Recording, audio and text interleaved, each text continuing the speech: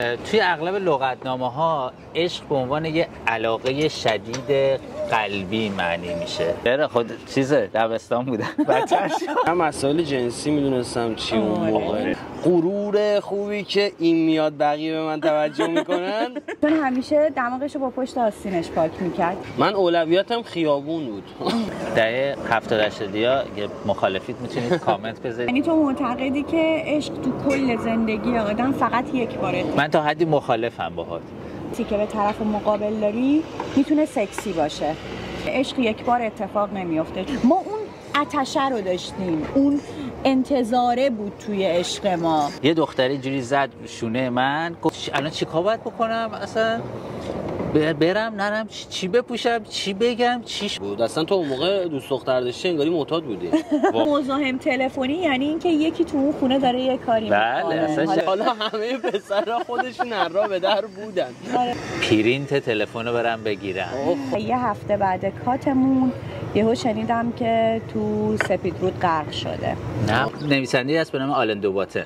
همه چی داره میره به سمت فنا و عشق میخواد بره به سمت فنا. ما داریم مقابل طبیعت وای میسیم. عشق ذاتش درد و رنج. کتاب پاول دولفین بود. آلن دوباتن. هر وقت عشق شما را صدا زد به سوی او بشتابید. مصطفی رحمان دوست میگه که داریوش گوش نمی‌کردی. من دهن دخترای دیگر رو سرویس میکنم. یه آهنگ سندی بود این بار اگه خدا کنه تنها آهنگ غمگین سندی بود. دوران میتونم بگم اولین نفریه که توی شکست عشقیش آهنگ سندی گذاشته. خودمو تو گل میپلکونم. این چه کاری بود میکردی؟ من معمولا چیز شده بودم ورشکست شده بودم تقاضای مالی داشتم. بعد ماشینم یه وقتی ماشینم نداشتم گفتم که من یه تصادف کردم. از همینجا بهت اعلام میکنم دهنت سرویس. پس سریع هم تولدم میشد. من ستون خیانت بودم. واقعا؟ آره. داموزی داره. کارما رو میخوام به آره خیلی بدآموزی داره پادکستم. یک بار خیانت کردم. یک بار من خیانت نکردم واقعا. خفه شو. نه واقعا. نه خیلی رامین الان عشقو ترجیح میدی یا شوگر مامی رو؟ خفن ترین فیلم عاشقانه که دیدی چی بود؟ هشدار برای کودکان. استروژن، تستوسترون، دوپامین، اکسیتوسین. چرا آدم طرف مقابلمون یا پارتنرمون مثل روزای اول نیست؟ من بعد 8 سال بعد 8 سال خیلی هنوز دوست دارم. این داستانش چیه؟ خب من همین رو می‌خواستم بپرسم. به نظر دیفینهیدرامین تو تولید داره میشه یا تستوسترون؟ من اینو می‌خواستم. همیشه میگن عشق مراقبت میخواد. به نظر احترامه که عشقو حفظ میکنه. خیلی کم پیش میاد ما بیرون بخوایم طولانی مدت همدیگر رو ببوسیم. میشه یه نسخه‌ای برای هر مدل آدم پیچی؟ نه. برای بهتر شدن رابطه‌شون نمیتونن برن تراپیست. تو بحران میتونه تراپیست کمک کنه ولی تو بهتر شدن رابطه نمیتونه کمک کنه. ولی من قبول تو بگو. تو اگه به یه مشکلی خدای نکرده توی رابطه بخوری با هیچ کسی مشورت نمی‌کنی؟ هیچ کسی نمیتونه کمکم کنه. نه. ببین نه بزرگتره همون تراپیست الان. تو عمقی نه. تحمل کردن. درست نشده. نه واقعا. چون الگوهای رابطه بسیاری رو خونده و دیده.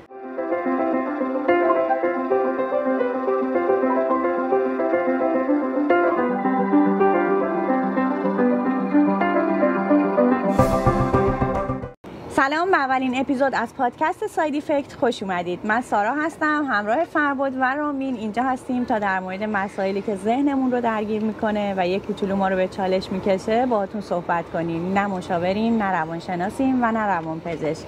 صرفاً در مورد چیزایی که تجربه کردیم باهاتون صحبت میکنیم. خب بچه‌ها توی اغلب لغتنامه‌ها عشق به عنوان یه علاقه شدید قلبی معنی میشه که طی اون علاقه شدید قلبی انگار فرد به یه کسی یا به یه چیزی دلواپس نگرانشه که میتونه همراه با یه خورده اضطرابم باشه. فکر کنم فهمیدید که میخوایم در مورد عشق، شکست عشقی و کلا مسائل مربوط به عشق حرف بزنیم. قشنگه. اولین بار کی عاشق شدی؟ همین اول کار یهو سوال چالشی پرسیدی. خیلی بازجویی اومدم اصلا. آره. این شکلی بپرسیم اولین بار که به درک عشق رسیدی چند سالت بود و اینکه امروز از این زاویه بهش نگاه میکنی آیا واقعا عشق بوده یا نه؟ اولین بار که احساس کردی یکی رو با یه جنس دیگه ای دوست داری که بقیه رو اون شکلی دوست نداری؟ پیش اومده. آره قطعا. فکر کنم مثلا 18-19 سالم بود که احساس میکردم مثلا یه آدمی رو باهاش آشنا شدم که یه جور دیگه است دیگه، میدونی اون حسه رو میفهمی. اون موقع بوده. الان اگه بهش نگاه بکنم چی میشه مثلا؟ چه حسی داری؟ نظرم چه نظری داری راجع به نظرم یه سخته، یه چیز مثلا یه تجربه‌ای بوده، یه حس بامزه، اینجوری میگم، یه حس بامزه. یه خود دیر شروع خیلی همون دیر عاشق شده. دیر؟ آره 19 سالگی. من سوم راهنمایی. نه بابا به خدا. آره سوم راهنمایی. بعد یه دختره بود تو کوچه‌مون. ما اون موقع نه هم نسل ما هم معمولا توی کوچه خیابون. من اون عشق بچگی‌ها رو فاکتور گرفتم. نه اولین نه دیگه. آره اصلا اینکه فهمیدی جنس مخالف چیه، یعنی اصلا نفهمیدی چیه ها، مثلا همین قدری که جذاب بود. آره یه خودی یه دختری برات جذابه. چرا خود چیزه دبستان بودم بچه‌ش. نه حالا شد. آره دبستان بودم، همسایه‌مون بود. با هم بازی می‌کردیم. مثلا فربودم درست میگه، همش تو کوچه بودیم با هم بازی می‌کردیم بچه‌ها دیگه. همسایه‌مون بود، اسمش هم اگه فکر کنم شاید یادم بیاد، الان اجازه ندارم. ولی چون همش با هم بودیم و با هم بچه‌ها بازی می‌کردیم، اونو یه جور دیگه‌ای بهش یه حسی داشتم. اون باحال بود. فکر کنم پنجم یا اول راهنمایی بودم. برای من چیز بود. برای ما دوچرخه سواری می‌کردیم. همه دوچرخه داشتن، دخترم دوچرخه داشت. بعد تمام بعد خوشگل بود دختره. تمام پسرای کوچه‌ن دنبال این بودن که می‌خواستن مخمون رو بزنن. ما از نظر جغرافیایی یه جایی بودیم تو کوچه که خونه روبرو نه بغلیش خونه اینا بود. دست بالا رو داشتیم. دست بالا رو داشتم. یعنی بچه‌ها سعی می‌کردن همیشه دم خونه من بازی کنن که اونو ببینن، دختره نزدیک باشن. بعد دختره حالا یه تایمی خونه ما این رفت آمد میکرد و مثلا با خواهرم دوست بود و اینا. این خیلی میومد میرفت. ما بچه بودیم، اون بچه بود، نمیدونم خواهرم بچه بود، میومدن میرفتن. من اصلا یه لولی تو کوچه داشتم به خاطر ارتباط نزدیک با این. بعدن نه مسائل جنسی میدونستم چی اون موقع، نه میدونستم اصلا، ولی یه حس غرور خوبی که این میاد بقیه به من توجه میکنن اصلا از اینجا شروع شد. فکر میکنم دوم راهنمایی بودم. بعد هم نسل ما خیلی دیر آخه به این بلوغ رسیدن. آره قبول دارم. برعکس بچهای الان پسرها خیلی فرق داره. من اولین بار مهد کودک میرفتیم، بعد یه پسری بودش که هیچکی باش بازی نمیکرد، اصلا خیلی تمیز نبودش و اینا، چون همیشه دماغشو با پشت آستینش پاک میکرد، هیچکی بهش نزدیک نمیشه. دماغو بود. من اون موقع نمیدونم رو حساب این که ناراحت میشدم هیچکی باش بازی نمیکنه، من یه توجه ویژه‌ای بهش داشتم، من باش بازی میکردم. تا اینکه رفتیم دبستان، مدرسه‌مون پسرونه دخترونه بود، ولی شیفت صبح و بعد از ظهر بودیم. مثلا ما صبحی بودیم، اونا بعد از ظهر بودن. توی مدرسه. آره. ما داشتیم تعطیل می‌شدیم، اونا جلو در وایساده بودن که ما بریم بیرون، اونا بیان تو. بعد من هیچ وقت ندیده بودمش. یادم کلاس پنجم بود دیگه، سلس آخر، اون موقع سلس بود، ترم نبود، سلس آخر بود. داشتیم میرفتیم، یهو من اینو جلوی همه پسرا جلو اون در دیدم. گفتم این مثلا فلانیه.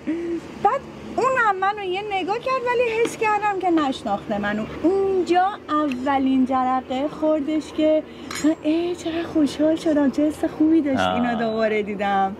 و اینکه من 3 سال بهش فکر کردم، دیگه ندیدمش تو اون 3 سال بهش فکر کردم. و اینکه یهو توی مدرسه من با دختر عمش هم کلاسی بودم، آلبومامون رو می‌بردیم مدرسه، عکسامون رو به هم نشون میدادیم. توی آلبوم بچگی من که عکس مهد کودکمون بود، یهو تا دیدش گفت این پسر دایی منه. گفتم واقعا آره. ببین همین باعث شدش که مثلا خب ما اون موقع من اولین بار با یه پسر، حالا تلفنی بود دیگه، اون موقع صحبت کردم، همسن نبودیم، سوم راهنمایی بودیم جفتمون، و اینکه احساس کردم آره یکی رو با یه جنس متفاوت تر واقعا دوست دارم، بهش فکر میکنم، قلبم گرم میشه، تپش قلب میگیرم. مثلا اولین بار منم همون سوم راهنمایی بودم، ولی اون احساس اولیه رو نمیدونم بگم تو مهد کودک داشتم یا توی اون کلاس 5 داشتم، ولی این احساس محبت رو به اون شخص انگار از بچگی داشتم. نمیدونم.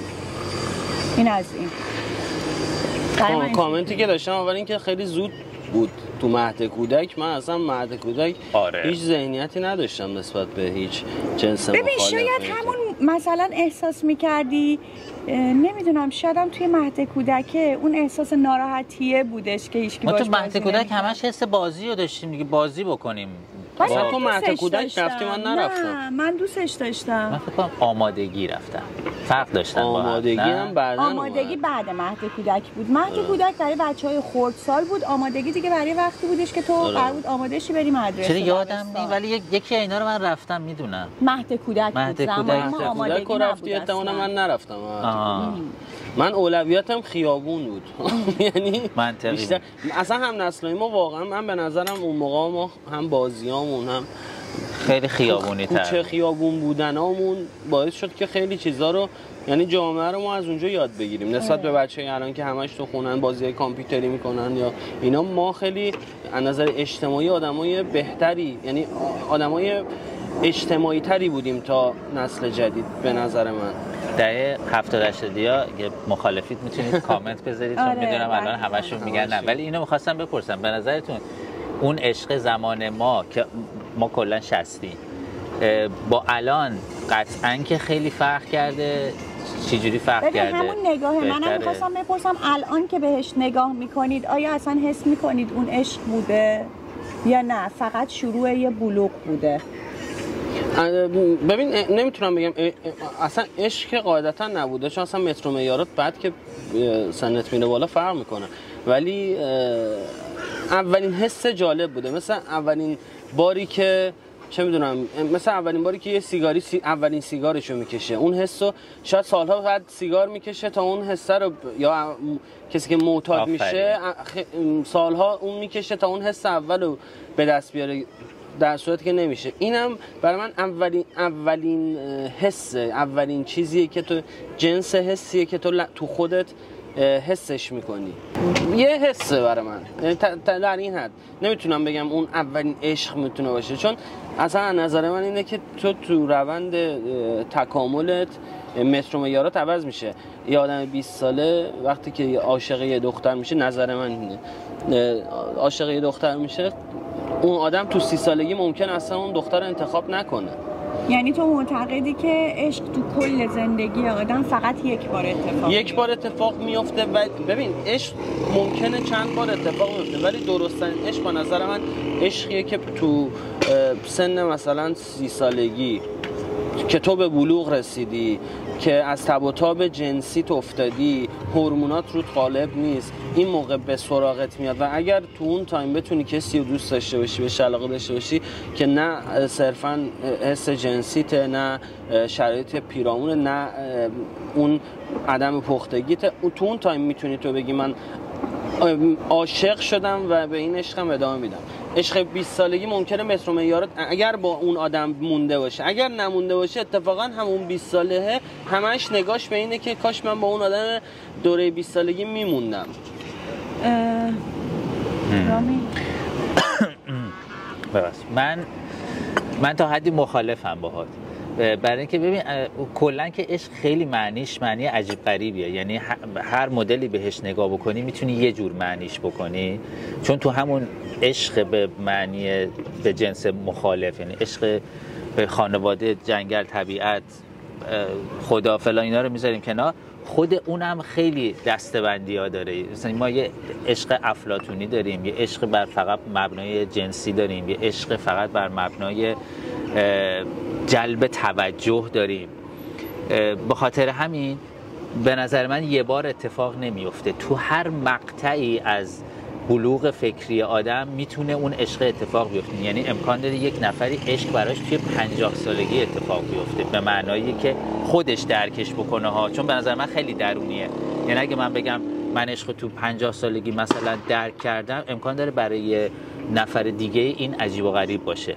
برای همین من میگم توی یه بازه‌هایی میتونید عاشق بشی، ولی وقتی که میری به جلوتر اگه به اون عشق قبلی نگاه بکنی امکان داره اسم عشق روش نذاری. قطعا نمیذارم. حرفم با تو فقط اینجا بود که توی قبلی ها به احتمال زیاد اسم عشق رو نمیذاری، ولی اونم تو زمان خودش عشق بوده. دقیقاً من با یه بخش عظیمش موافقم، به خاطر اینکه همون چیزی که گفتی. بذار اول اینو بگم، من این شکلی به عشق نگاه میکنم که اتفاقا توی هر سنی 1% از حسی که به طرف مقابل داری میتونه سکسی باشه، جاذبه سکسی طرف مقابل باشه، جاذبه ظاهری طرف مقابل باشه، که شروع اون حسیه که مثلا من میگم که هر آدمی، کسایی که میگن نه ظاهر واسمون مهم نیست، به نظر من اینی اشتباهه. چون تو در لحظه اول چیزی که میبینی قالب یک انسانه و اون تو رو جذب میکنه. حالا ممکنه مثلا اون شخص از نظر دیگران زیبا نباشه، ولی تو قطعا یه نقطه سکسی تو وجود این آدم پیدا کردی، یه جاذبه سکسی پیدا کردی که بقیه اونو ندیدن. من این احساس رو دارم که 1% اینه و اینکه عشق یک بار اتفاق نمیفته، چون توی زمانهای مختلف انسان در حال تکامله و توی هر مرحله ممکنه اولویتاش تغییر بکنه و اینکه خب پخته تر میشه. و یک آدمی که توی 15 سالگی میاد توی زندگی، تو احساس میکنی آره عشق همینه، چون به اندازه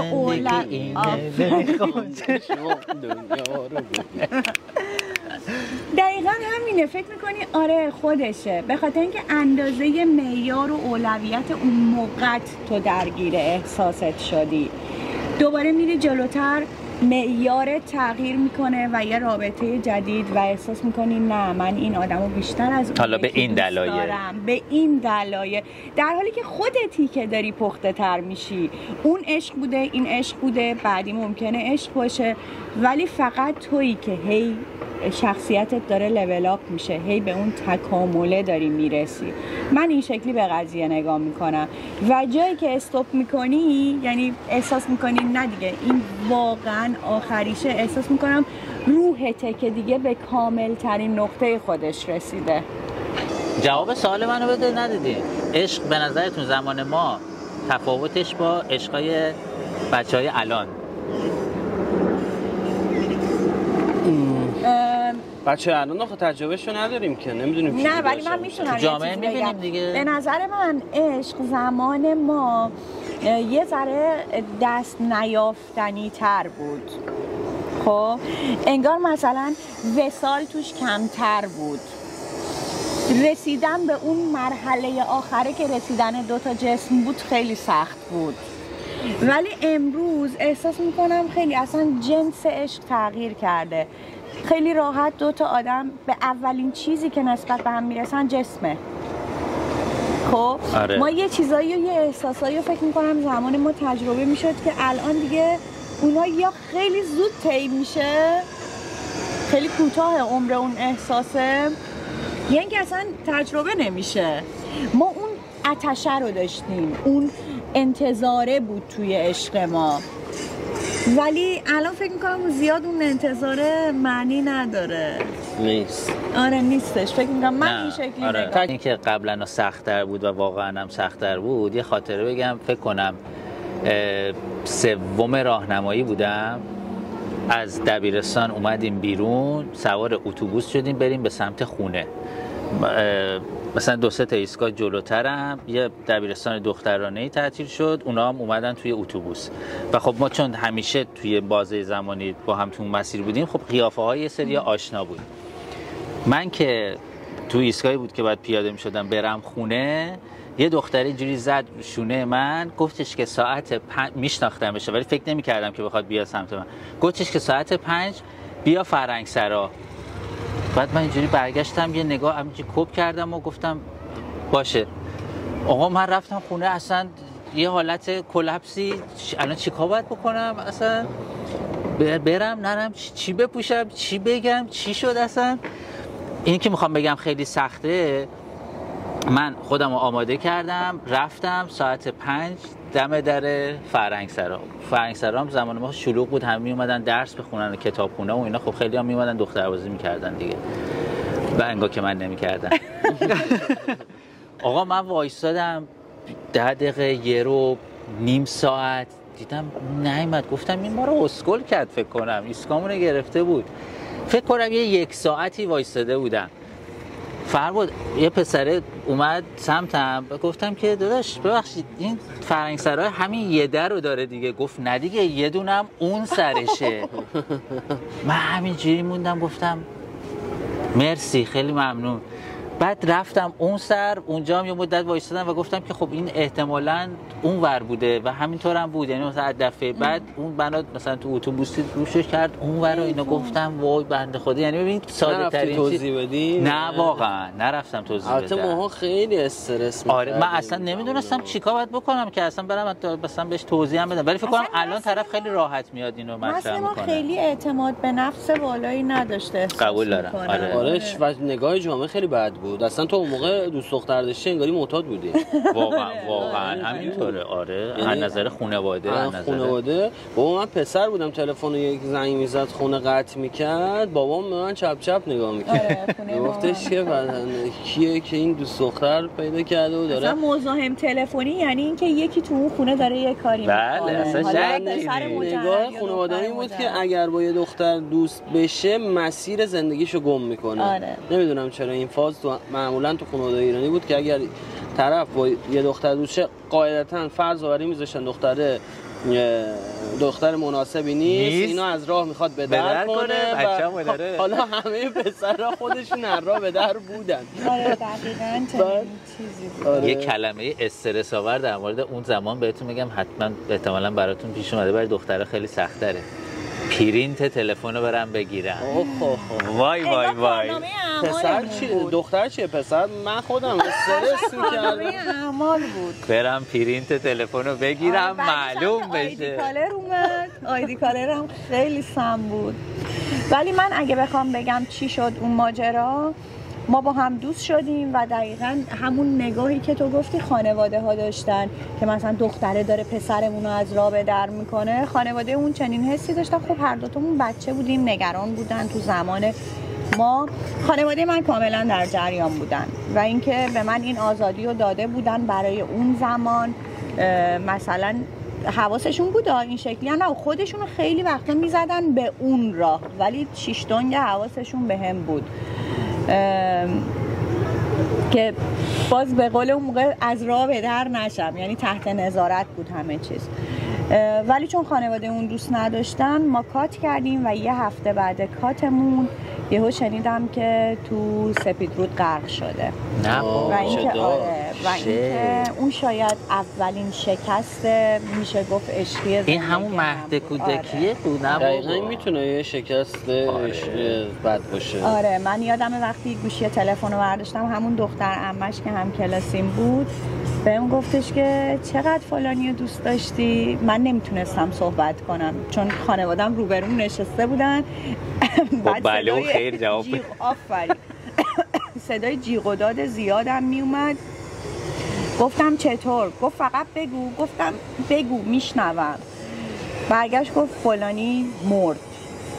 بعد از اونجایی که خیلی دخترم مش همیشه مسخره بود، همیشه خیلی شوخی بی خود میکرد، من اصلا باورم نمیشد که بعد دیگه دیدم نه واقعا اسم اون طرفو دارن میگن، جیغ میکشن، اصلا خیلی یه فضای بدی بود.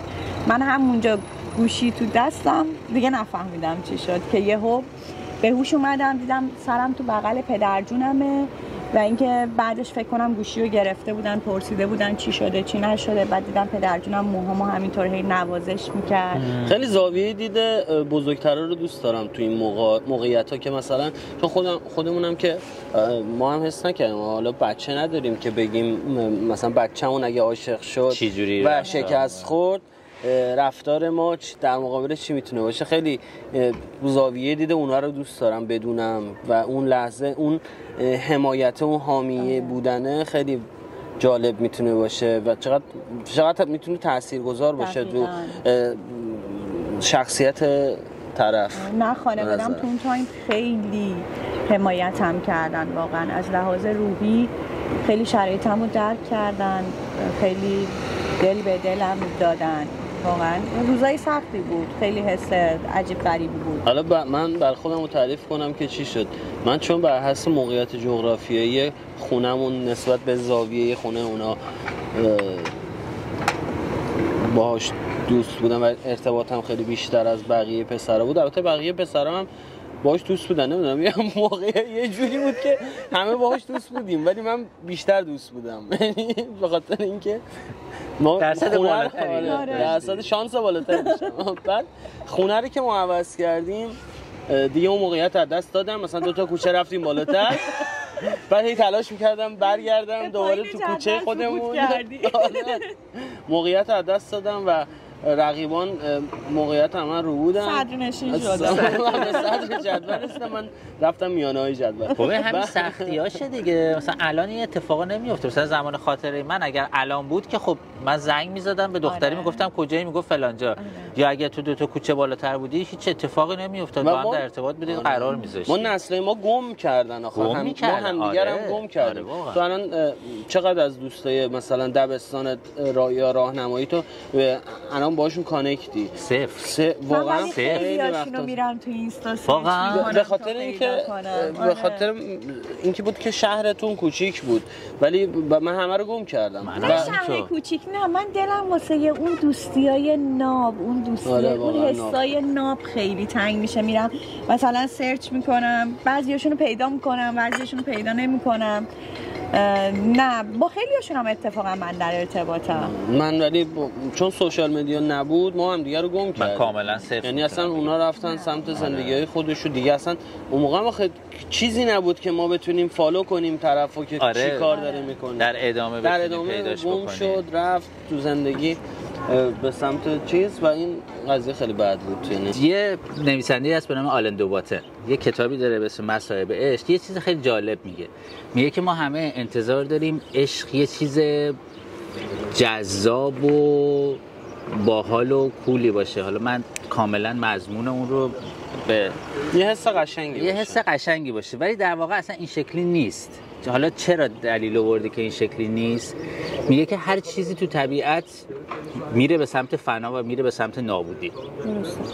ما اگر بخوایم جلوی این داستان رو بگیریم و یه چیزی رو که خیلی دوستش داریم، خیلی بهش علاقه داریم، وابسته‌شیم، نره به سمت فنا، باید چیکار کنیم؟ باید با طبیعت وایسیم. کی میتونیم موفق بشیم که زورمون از طبیعت بیشتر باشه که نرسه به اون از بین رفتن و خودش اذیت کننده است. و این خودش اذیت کننده است دیگه، چون همه چی داره میره به سمت فنا و عشق میخواد بره به سمت فنا. ما داریم مقابل طبیعت وای میسیم. به خاطر همین داره میگه که اصلا عشق ذاتش درد و رنج برای اون آدمه، برای دو طرف. آره به نظر من خیلی قشنگ گفته. تعبیر قشنگی. آره. اتفاقا یه جایی توی کتاب جبران خلیل جبران هم در مورد عشق نوشته هر وقت عشق شما را صدا زد به سوی او بشتابید و هرگاه بالهای عشق شما را در بر گرفت به او اعتماد کنید. هرچند اگر تیغ‌های پنهان لابلای بالهایش شما را زخمی کند. یعنی داره میگه عشق چیز غیر دردناکی نیست، قطعا درد با خودش به همراه. ولی حسیه که منم فکر کنم کاملا نه، چون خیلی سال پیش کتابش رو خوندم، فکر میکنم مضمونش رو تونستم برسونم، ولی همچین چیزی بود که تو ذهنم مونده بود، خیلی دوست داشتم. خیلی جالبه. مصطفی رحمان دوست میگه که واقعا مصطفی رحمان دوست یه شعر داشت کتابمون، 100 دانه یاقوت دسته به دسته. واقعا اینجا اشاره شاعر به عشق دانه به دانه است.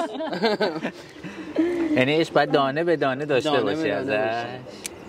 ولی خب بچه‌ها این سوالو با آره یا نه جواب بدید. اون عشق اولیه عشق بوده نه نه من نه. در زمان خودش عشق بوده. منم میگم در زمان خودش عشق الان بوده. نگاه میکنم نه تو نه دیگه منم گفتم یه چیز فرباد تجربه است، یه تجربه ای الان و اون شکسته چی؟ شکست همون اولیه آره. نه قطعا شکست نبوده.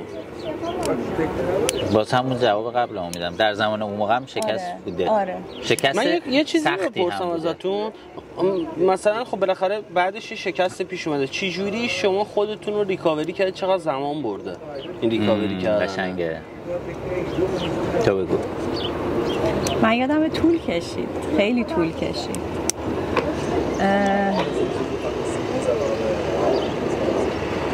میخوای تو جواب بده تا سارا فکر میکنم؟ ببین قطعا که طول میکشه، حالا بستگی به اون سن و روحیه و اون فرهنگی که توشی و اون چیزایی که یاد گرفتی میتونه فرق بکنه، ولی قطعا طول میکشه و اصلا میگن که باید بذاری اون تایمش بگذره، یعنی باید ببینم چه اصطلاحی در موردش به کار نه میبرن. باید ها رو ولش کن. تو چی کار کردی؟ تو چیکار کردی که از اون حالت در بیایی؟ یه مدت درگیرش بودم، بعد میذارم که روتین زندگیم ادامه پیدا بکنه که یواش یواش این از ذهنم بره. این کارو کردم من. داریوش گوش نمی‌کردی؟ چرا؟ معمولا توی هم اون نسای ما آره. میرفتن تو فاز آهنگای غمگین خار و مادر، بعد یادشونم میافتاد که بعد یارو میومد جلوی چششون فلان، بعد یه تایم بعد نقطه عطف برای پسرا لااقل اینجوریه، نقطه عطفیه که تو یه چیزایی کمک میگیری، مثل سیگار، مثل قلیون، مثل هی میخوای یه چیزی از بیرون آرومت کنه، یا یه سری مثلا چه میدونم تو این فاز میری دیگه. به نظر من تو بر پسرا اینجوریه.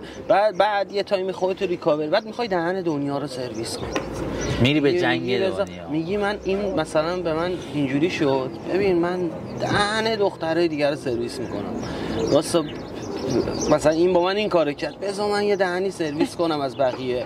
بعد معمولا هم 2-3 تا بعد شکست عشقی واقعا دهن یه طرفو سرویس میکنی، یعنی دهن کیسایی که با دوست میشن رو سرویس میکنی، بعد دوباره برمیگردی به حالت کارخونت، مثلا دوباره یه آدمی که میتونی باهاش حالا با حالت روتین یه رابطه اوکی داشته باشی. ولی معمولا 2-3 تا کیس بعد این داستان بچخیه. ببین شما جنس اون شکستتون با شکست من آخه فرق داشت، میدونی؟ اگر مثلا با طرف کات میکردی خیلی معمولی، اون میرفت دنبال زندگیش، چه میدونم خیانت میکردی یا هر چیزی. آره توی پسرها خیلی اتفاق میافته دنبال اون انتقام از دیگری باشن توی اون سن کم و اینا، ولی واسه من چون متفاوت بود تو ذهنم خیلی موندگار شد، خیلی تو ذهنم موندگار شد به عنوان یه چیزی، یه حسی که انگار قبلا هم به واسطه پدر و مادرم تجربه کرده بودم. یه حسی بودش از دست دادن همراه اون چیز بود، نوع از دست دادن فرق از دست دادن به معنی واقعی بود. آفرین دقیقاً. به خاطر همین من یادم تو اون تایم آره یه آهنگ سندی بود، این بار اگه خدا کنه تنها آهنگ غمگین سندی بود، اونو خیلی گوش میدادم. این که بتونی یه موزیک از سندی غمگین پیدا کنی برای اون حالت خیلی هنر میخواد. به جرئت میتونم بگم اولین نفریه که توی شکست عشقیش آهنگ سندی گذاشته. خودمو تو گل میپلکنم. خود سندی آهنگشو همون روز گردن نمیگیره، کرده گوش داده. مثل شهرام شپری اون یه دونه آهنگ غمگین کلا داره، وقتی جای خنده آهنگ قشنگی هم نبوده، بعدها ورژن غمگینش اومد. آره وقتی جای خنده غم میشینه. آره اون اولین ورژن شاد بود، بعدها اومد با پیانو زد و غمگینشو خوند. از شهرام شپره خواهش میکنم که بیاد کامنت برامون بذاره توضیح بده در مورد آهنگ. من اصلا هیچ وقت اینو با این من نشنیدم. نه من تو میتونی دلمو شاد کنی، یعنی خیلی قدیمی باید باشه. چطور ما گوش نکردیم؟ اصلا این آهنگ ورژن شادش اول اومد. انگاری مثلا خیلی خوشحال باشی بری از آهنگای داریوش یکی رو پیدا کنی که خوشحال. آره نه دقیقاً من یادمه خیلی گوش میدادم، بعد خیلی مینوشتم، خیلی عکساشو نگاه میکردم. یه عطری داشت، اون موقع 8x4 بود 6x4 بود چی بود یه چیز بود. عکسایی که میگرفتیم 3x4 نه عطره، اسم عطره 8x4 بود. آکاتو منظورته، یه دونه اسپری. وای چه سمی بود. ما داشتیم یادم مثلا اون عطرشو تا مدت ها مثلا خودم هم همون عطر رو استفاده میکردم. این مدلی بود ولی یادمه همیشه پس ذهنم داشتمش. این که بگم ازش عبور کردم، همیشه پس ذهنم جزو چیزایی که از دست دادم داشتم. این مدلی بود ولی خب میگم متفاوته دیگه، جنسا خیلی متفاوته. یه کار سمی میکردیم، اون چی بود واقعا؟ میگفتیم دور از جون میگفتیم من سرطان دارم، من مریض. این چه کاری بود میکردیم؟ البته خداییش من واقعا هیچ وقت این کارو نکردم ولی خیلی زیاد بود. قبول داری؟ ببین یعنی پسر زنگ میزد، پسرا این کارو میکردن. من نمیگفتم مثلا چیزم، من معمولا چیز شده بودم، ورشکست شده بودم، تقاضای مالی داشتم. گفتم داداش تو اون خیلی ورشکست شده بودی. من یادم دیگه. بعد ماشینم یه وقتی ماشینم نداشتم، گفتم که من یه تصادف کرد. آره نه من اولین بار که این اتفاق واسم افتاد 16 سالم بود. پسره بهم گفتش که من سرطان دارم، برای درمانم نیاز به پول دارم. اون موقع که 16 سالم بود 500,000 تومان ازم گرفت. 500,000 تومان پول پیکان بود. خیلی بود. آره از همینجا بده اعلام میکنم دهنت سرویس. پس نداد؟ نه مگه سرطان داشت. ولی خب خیلی هم اینو برای اینکه رابطه رو به هم بزنن میگفتن. اصلا قاعدتا ما با یه من مثلا نسلای ما تجربه اینو دارن که معمولا با یه دختری دوست میشدن که وضعش خیلی خوب بود، میرفتن سمت این که یه سود مالی بکنن، یه داستانی جور کنن که بتونن بکنن. من یه دوست دختر داشتم و دوستان بهش میگفتن ATM. ببین اوضاع چطور بوده. بعد میدونستم که این تایم کوتاهی میتونم با این آدم دوست بمونم، چون از نظر وضع مالی نمیتونستم. بعد سریع هم تولدم میشد، یعنی گفتم تولدمه و مثلا برای تولدم یادمه که یه چیز اون موقع 5000، ببین برای که قضیه که 5000 تومان جدید بود، یعنی 5000 تومانی کاغذی جدید بود. بعد اومده بود با 5000 تومانی گل و اینا جمع کرده بود، گل درست کرده بود که من اون 5000 تومانی ها رو چیز کردم، شمردم مثلا 270,000 تومان اون موقع بود. من حقوق میگرفتم 90,000 تومان. خب خدا رو شکر یعنی 3 تا حقوقمو درآوردم. خدایی هم خیلی نامرد بودیم، مثلا پول میگرفتیم اینجوری درآمدزایی میکردیم، برای خودمون میرفتیم دوباره دختربازی میکردیم. ببین کارما به این میگن این کارو میکرد که از من 500,000 تومان میگه. ببین میگرده اینجوری میشه، آب مسیرشو پیدا. آره ولی زمان ما خیلی اینجور چیزا بود. آره کارش یا می‌خواستن محبت طرفو جلب کنن، میگفتن ما بیماریم و سرطان داریم و فلان اینا، یا مثلا مالی میگفتن ما ورشکست شدیم، ما فلان شدیم و الان اوضاع مالیمون افتضاحه اینا. یه سوال من بپرسم، تو همون سن کم شد به کسی خیانت کنید؟ خیانت یعنی اینکه آقا میتونه هر چیزی باشه. آره من ستون خیانت بودم واقعا. آره من خیلی اصلا بخشیش ببین یه خیانت موندگار، ببین هم خیانت میشد هم خیانت میکردم، اصلا خیلی قاطی خواهد بود. یه خیانت موندگار رو بگو. خیانت موندگار که بهم شد نکردی. همین دختره مثلا که انقدر چیز میکرد، من همش با بقیه بودم دیگه، با این نبودم که. تو همون تایم بعد اینو میخوام کارما رو میخوام بهت کارما رو میخوام به آره خیلی بدآموزی داره پادکستم. آره اینو میخوام بهت بگم، اون آدمی که من اون تایم داشت این کار میکرد و داشتم خیانت میکردم، از این ور یه دختره بود اون داشت به من خیانت میکرد همزمان. اون چیکار میکرد؟ مثلا خال مادر دروغ بود، قد احمدی نژاد دروغ میگفت، مثلا بهش زنگ میزد برات مهم بود خونه‌شون کرج بود، مثلا بهش زنگ میزد کجایی، میگفت خونم، بعد میگفت ایستگاه بعد نمیدونم گرم دره. خب برات مهم بود؟ کی؟ برات مهم بود اون داره دروغ میگه؟ نه اتفاقا اولیه مهم بود، نه دومیه. اون دیگه کارما نبود، حضرت ابوالفضل خودش جفا اومده بود وسط زندگیت. نه خب ببین این تکلیفش معلوم بوده دیگه. آره میگفت خب دروغ نه اون اهمیت داشت، نه قاعدتا اون من برای اون آدمه اهمیت. من یک بار خیانت کردم، یک بار، و هر بار که بهش فکر میکنم هنوزم خیلی ناراحتم. باز همون موقع سنم زیر 20 سال بود. یادمه تعریف کردم چند روز پیش، گفتم یکی بهم شماره داد قش کردم از استرسم، شدت استرس. یادم مثلا یه چند وقت رابطه‌های زمان ما همش تلفنی بود، این مدلی نبود، تازه اون تهران بود من شمال بودم. یادم مثلا همینطور تلفنی صحبت میکردیم و اینا، این رفت سربازی منم پیچوندمش. بنده خدا زنگ میزد خونمون گریه میکرد. من همیشه فکر میکنم مثلا در حق اون نامردی کردم. من حالا هرچند به اون دوستا مثلا به دوست دخترم اینا مثلا تو این فاز زیاد مهم نبود و خیانت میکردم میپیچیدم فلان اینا، به دوستای پسرم این کارو نمیکردم. خیلی جالبه. مثلا دوستای پسرم دوست دخترشون میومدن سمت من یا پس میزدم یا به دوستم میگفتم. اصلا اون شکلی نبودم که با دوست دختر دوستم دوست باشم. هیچ تو این فاز نرفتم، یعنی با دوستای پسرم هیچ وقت نرفتم، چون این اتفاق خیلی میافتاد. آره خیلی میافتاد، ولی من هیچ وقت اینو نکردم. ولی اونور چون میگفتم کیس زیاده، ولی من خیانت نکردم واقعا. خفه شو. نه واقعا نه، خیلی داشتم فکرم میکردم، خودش داشتی میگفتی نکردم واقعا. یعنی رابطه اگه قرار بوده تموم بشه تموم شده، بعد مثلا رفتم سراغ یکی دیگه. رامین یه سوال بپرسم از رامین، یه سوال دارم به عنوان مجرد. رامین الان عشقو ترجیح میدی یا شوگر مامی رو؟ عشقو. یعنی اگه الان دوربینم قطع بکنیم باز میگم عشقو. شوگر مامی قشنگ مامیه، یه مامی خوبه که داریم در مورد دو تا چیز جدا صحبت میکنیم. یعنی تو این سنم هنوز دنبال عشقی و 100%. ببین من کاراکتری آدم احساساتی ام آخه.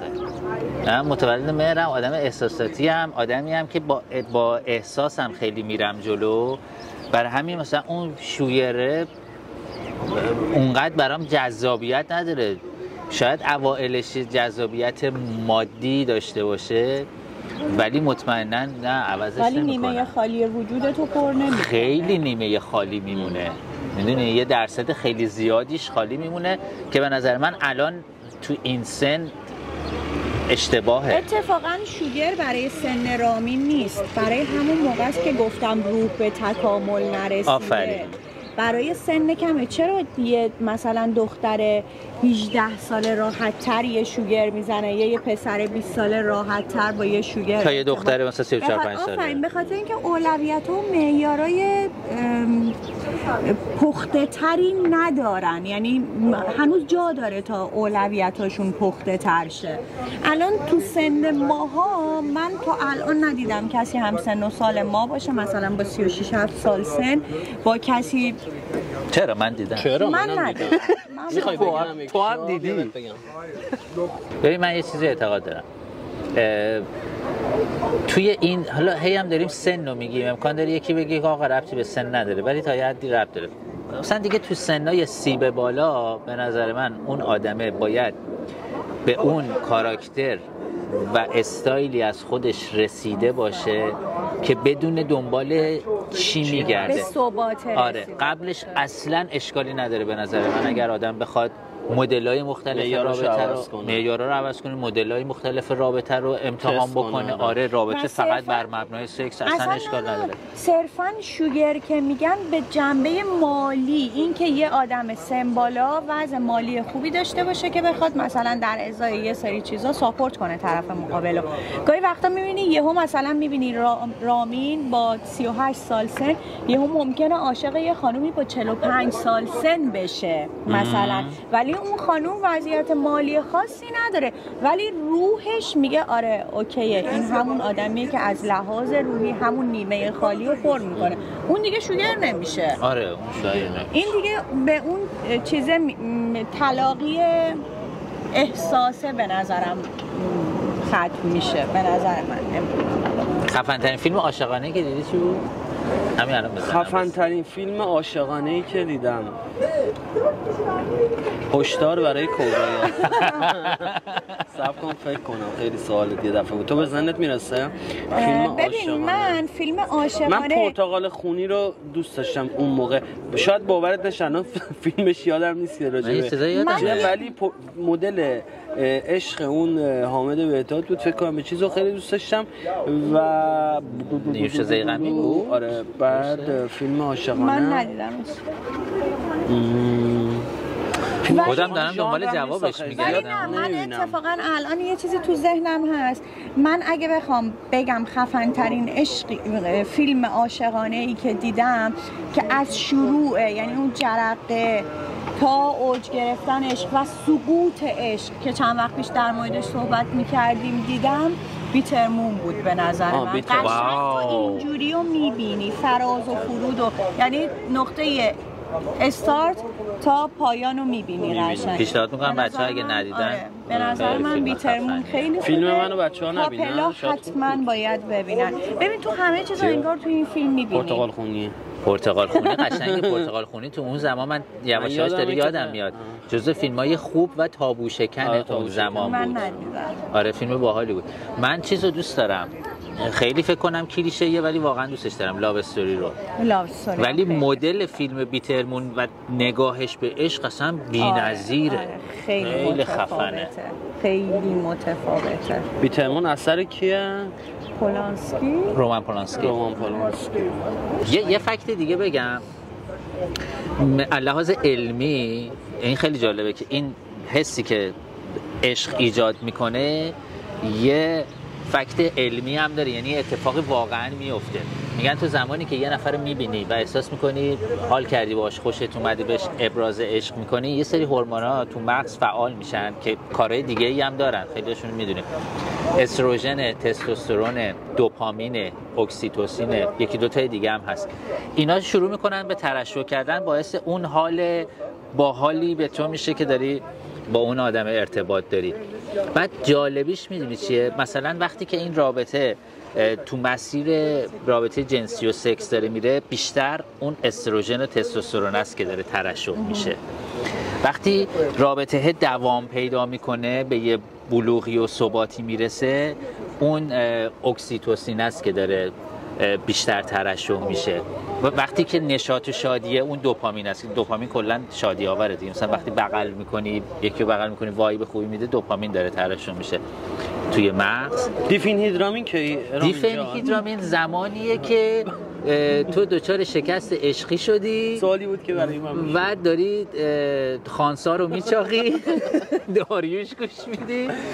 وای چه میزی بلند کردم. ولی اینش جالبه دیگه، یعنی علمم اومده اینو ثابت کرده که یه آدمی اگر فقط داره بر مبنای رابطه جنسی و سکس میبره جلو، به دلیل اینه که اساساً اون حسه ایجاد نشده اصلا در اون آدم، یعنی شاید اشکالی هم نشه بهش گرفت. اصلا به خاطر اینه که آدما به مرور زمان احساس میکنن عشق کم رنگ تر شده، در حالی که عشق کمتر نشده، دیگه اون هورمونه ترشح نمیشه، اون تازگی رو نداره دیگه. دقیقاً، یعنی هر چقدر رو به جلو بری دیگه اون احساس شوقی که بر اثر ترشح اون هورمون هست دیگه اونو تو وجودت احساس نمی‌کنی و آدما همیشه دنبال اون حس اولیان.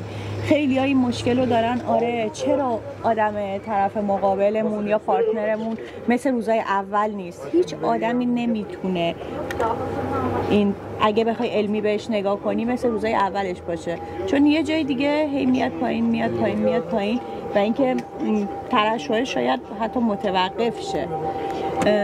نظر من اینه. و اینکه یه چیز دیگه هم نظر شما خیلی صائبه سارا جون. یه سوال دوتایی بکنم ازتون. من بعد 8 سال بعد 8 سال خیلی دوست دارم. این داستانش چیه؟ خب من همین می‌خواستم بپرسم. به نظر دیفینهیدرامین تو تولید داره میشه یا تستوسترون؟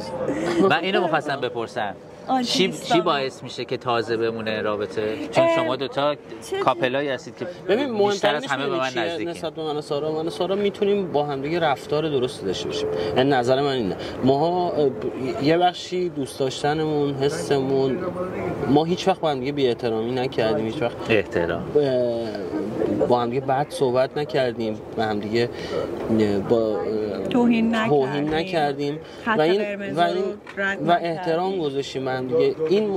این باعث میشه که تو بالا پایین زندگی به هم دیگه احترام بذاریم و یه چیز داشتنه و اون چیزا باعث شده که این دوست داشتنه، اون که میتونیم با هم دیگه رفتار کنیم. این که خیلی مثلا تو خودت خوب گفتی دیفینیدامین بود، چی بود؟ دوپامینه مثلا ممکنه وقتایی ترشح نشه چون تو درگیر مسائل زندگیتی، ولی هیچ چیزی تأثیری نداره رو دوست داشتنت. ممکنه اون هیجانه نشه ولی خیالت تخت آرامش رو داری، فکرت راحته که کسی کنارته که حالت کنارش خوبه تو پستی بلندی‌های زندگی. چون وقتی که تو عاشق میشی و اون عشق به ازدواج میرسه، بعدش مهمترین چیزی که وسط میاد رفتار دوتا آدمه. متوجه میشی شما به عنوان که عینک تام فوردی که زدی باید الان متوجه بشی به عنوان دکتر. چقدر خودتی تو رابطه؟ شاید 95%. 5% خودم نیستم، به خاطر اینکه یه جایی میریزم تو خودم و به خاطر اینکه سارا دلخور نباشه. جواب سوال بعدم هم داد. چقدر باهوشه. تو چقدر خودتی؟ من 100%. خیلی عدد چیزی داری میگی. من آدمیم که حتی توی خوراکی‌های فصلی من هیچ وقت خودم رو سانسور نمی‌کنم. فرباد میگه خوش به حالت که همیشه خودتو زندگی میکنی و هر کاریو که در لحظه دوست داری انجام میدی. من اصلا دلم نمیخواد 1% از خودم رو حتی پنهان کنم یا زندگی نکنم. خیلی خفنه. می‌دونی چرا پرسیدم؟ گفتی مثلا باید احترام به هم بذاریم، خط قرمز رو رد نکنیم.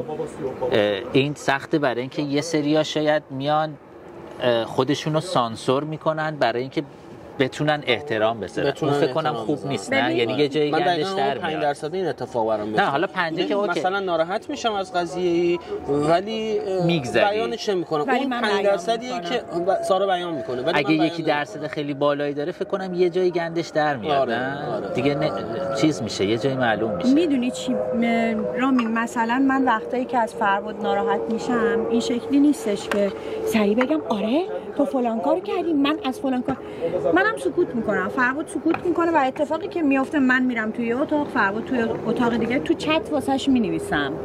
آره ما وقتی که ناراحت میشیم با هم چت میکنیم. همیشه میگن عشق مراقبت میخواد. به نظر من اون مراقبته که لازمه احترامه که عشق رو حفظ میکنه، احترامه که هندلش میکنه، احترامه که بهش تداوم میده. آره ولی نباید بذاریم. هم رامی یکم قبلتر گفتش که کتاب پاول دولفین بود چیز آلن دوباتن. آره اینقدر دولفین اینقدر چیز که اون کتاب پاول دولفینی که رامین گفت، این راست میگه اگه تو یه وقتایی خیلی مراقبت کنی، ببین باید اون حد رو نگه داری. خیلی بخوای مراقبت کنی از عشقی که داری و خیلی براش رنج تحمل کنی که اون به سر رو نگهدش بشی، طبیعتا خسته میشی و ملال آور میشه اون عشق واسه. خیلی یه حد وسطی داره به نظر من نگه داشتن، یعنی یه لبه است. آفرین. آره من یه چیز جالب بهت بگم در مورد همون دوپامین. من و فرباد بعد اینکه ازدواج کردیم هیچ وقت از هم دور نشدیم، یعنی تو تمام این 7 سال بدون هم جایی نرفتیم اصلا، تا همین چند وقت پیش که من رفتم ایران. بعد 7 سال 43 روز از فرباد دور بودم. میتونم بگم از شاید 20 روز قبل اومدنم من تمام حسایی که برای اولین بار قرار بود فربادو ببینم، یعنی با هم بریم مسافرت و برای اولین بار تاچ کنیم همدیگر رو، تمام اون حسا رو دوباره داشتم تجربه می‌کردم. این باحاله. یعنی ببین وقتی تو هواپیما بودم و فرباد تو فرودگاه منتظرم بود، جوری من بی‌تاب دیدنش بودم که به هیچ چیز دیگه ای نمیتونستم اصلا فکر کنم. خیلی کم پیش میاد ما بیرون بخوایم طولانی مدت همدیگر رو ببوسیم، بغل میکنیم همدیگر رو میبوسیم، ولی اینکه طولانی مدت ببوسیم همو واقعا پیش نیامده بود. ولی تو فرودگاه این کاری کرد. ولی تو فرودگاه خیلی اون شب شلوغ بود، من رسیدم اصلا برامون مهم نبود، یعنی اصلا خجالت نمیکشید. یعنی یه حس تازگی دوباره حس کردید تو این رابطه. دقیقاً. فقط یه سر همدیگر رو میبوسیدیم و اینکه خوشحالی گریه میکردیم. اصلا خیلی حس عجیب غریبی بود. اون حس رو من دوباره توی اون شب بعد 7 سال تجربه کردم و احساس میکنم، یعنی دوست دارم اینجا بگم که اگر آدما گاهی اون حس اولیه ارتباطشون رو گم میکنن، شاید یه سفر دور از هم، یه وقفه بین ارتباطی که دارن بیفته باعث میشه دلتنگ شن و اون هورمونه دوباره ترشح شه، اون حس شادیه دوباره برگرده به رابطه. یه تست دیگه. آره مثل تراپیست گفت سارا، در صورتی که من مثلا خودم به حالا در مورد تراپیست شد، این زوجایی که میرن پیش تراپیست من اصلا این قضیه رو قبول ندارم دیگه. تراپیست بذار من پس یه سوال بپرسم ازت، بعد اون جوابتو بده. فکر کنم جوابتو رو میدونم. عشق برای هر آدمی یه جوره دیگه الان فکر کنم تو حرفامون هم همین شکل معلوم بود. میشه یه نسخه‌ای برای هر مدل آدم پیچی؟ نه. به خاطر همین دقیقاً من میگم تراپیست نمیتونه، چون پس اینایی که میرن پیش تراپیست برای دیتیل رفتاری و چیزایی که بین یه زوج اتفاق افتاده رو اون تراپیست هر چقدر تو توضیح بدی نمیتونی دقیقاً توضیح بدی که حسای بینتون اون تجربه نکرده. آره. مال آدم‌ها برای بهتر شدن رابطه‌شون نمیتونن برن تراپیست. کی میتونه از نظر من بره پیش تراپیست و یه اتفاق مثبت براش پیش بیاد؟ کسی که بعد از این قضایا یا قبل از این قضایا وارد یه بحرانی شده.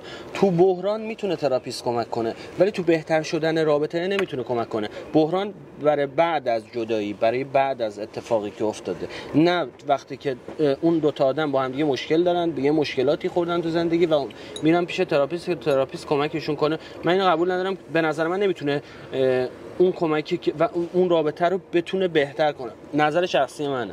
ولی من قبول ندارم. من میگم چیزی که خودت گفتی، تراپیست درس خونده و قطعا وقتی همون بخش از صحبت‌های شخص رو میشنوه، به نظر من درست ترین تراپی برای روابط اون تراپیه که هر دو طرف نشسته باشن، هر دو طرف صحبت کنن، حالا از احساسی که بینشون گذشته، از چیزایی که تجربه کردن و اون تراپیست بر اساس علمی که نسبت به رفتارشناسی، یعنی رفتار آدما خونده، متوجه میشه. مثلا رامین در مورد پارتنرش میگه فلان کارو کرده، شاید داره از چیزی که احساسی که تجربه کرده تو اون لحظه میگه، ولی اون تراپیست داره رفتارشناسی میکنه.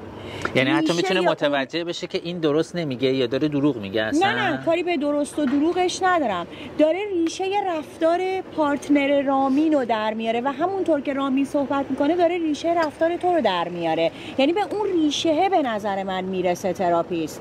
اصلا کاری به ظاهر قضیه نداره، چیزی که ویترینه نداره، داره میره تو عمق. نظر من اینه. من بخوام یه سوالی بپرسم تا قبل الان از نظر تو یه زن و شوهری که مشکل برخوردن برن پیش تراپیست، مشکلشون حل میشه یا نمیشه رو ولش کن، به عشق برمیگردن یا بر نمیگردن؟ ممکنه برگردن. من از نظر من نمیتونم به عشق برگردن. اصلا اگر نفر سومی قرار بشه کمک کنه دو نفره که به عشق بتونن برگردن، اونا دیگه همیشه به یه نفر سومی احتیاج پیدا خواهند کرد حتی اگه برگردن. نظر منه. تو اگه به یه مشکلی خدای نکرده توی رابطه بخوری، با هیچ کسی مشورت نمی‌کنی؟ هیچ کسی نمیتونه کمکم کنه. نه ببین، ما خیلی از روابط رو دیدیم که بزرگترها پادرمیونی کردن و همه چیز درست شده. نه چرا تو نسل ما زیاد دیده چنین چیزی رو؟ درست شد. ببین اون بزرگتره همون تراپیست الان. تو عمقشو داری میگی؟ نه تحمل کردن. درست نشده. نه واقعا من دیدم آدمایی که درست شدن و خوشحالن از اینکه اون موقع تصمیم عجولانه نگرفتن. شاید تصمیم منطقی بگیرن، مثال بزرگتره حرف بزنه و اون آدم اینا بگن آره داره منطقی میگه. گاهی وقتا آدمایی یه چیزی رو تو رابطه گم میکنن، میدونی چی میگم؟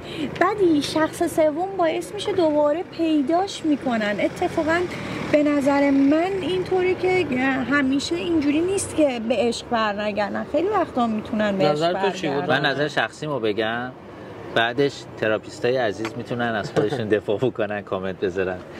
چون من شدیداً آدمیم که به علم اعتقاد دارم، یعنی میگم همیشه همه جا علم میتونه کمک بکنه توی ادامه راه بشر به صورت کلی.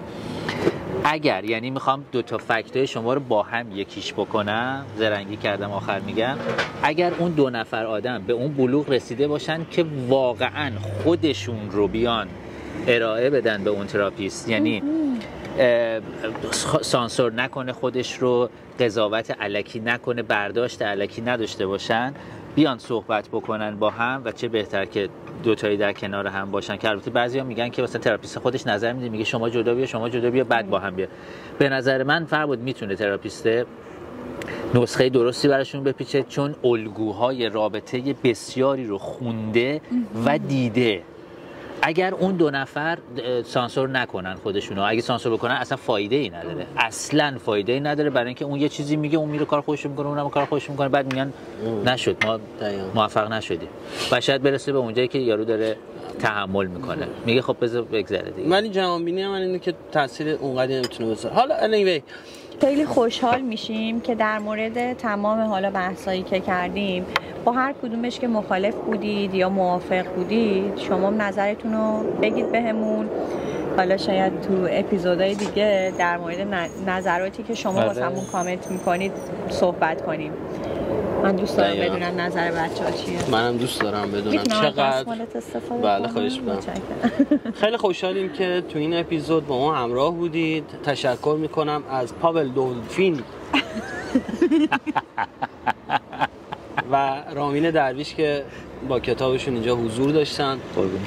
تشکر میکنم از خانم سارا فیض که همراهمون بود و خودم که با نظرات صائب و کوبنده تهاجمی و در کنارتون بودم. خیلی خوشحالم که قرار گپ بزنیم از این به بعد راجع به خیلی مسائل از زاویه دید خودمون، هر چیزی که خودمون تجربه کردیم تو اینجا صحبت کنیم، آگاهی خودمون، دانش خودمون. و طبیعتا این اپیزود اول ما سعی میکنیم که خودمون رو سانسور نکنیم و طبیعتا تو این مسیر خودمون هم به پختگی میرسیم و خوشحالیم که شما رو کنار خودمون داریم. منم به یه جنبندی بکنم، قطعا که اپیزود اول کم و کاستی داریم، همینجوری داریم صحبت میکنیم، ولی اساس کارمون همینجوری که فرباد گفت اصلا گپ و گفت خودمونیه، نه عالم به چیزی هستیم، نه مشاوره، نه نسخه میخوایم بپیچیم براتون. همتون ماشاءالله همه چی رو میدونید، نظرات خودمون رو در مورد اتفاقایی که برامون جالبه میایم هر هفته در موردش حرف میزنیم. خوشحال میشم که حمایتمون بکنید. جمله‌های معروف یوتیوبی رو بگم. اگر که ساید افکت رو دوست داشتید، چنل من فرباد و رامین رو سابسکرایب کنید، زنگوله رو روشن کنید که شما رو و لطف و مهربونیتون رو همیشه کنارمون داشته باشیم. آقا خداحافظی شو چیکار کنیم؟ خداحافظی میکنیم دیگه. سارا جون کاری نداری؟ داریم یه گوجه بخریم. اومدن یه گوجه میخریم. بچه ولی خیلی خوش گذشت، دوستتون داریم، مراقب خودتون باشید. مرسی. خدا نگهدار.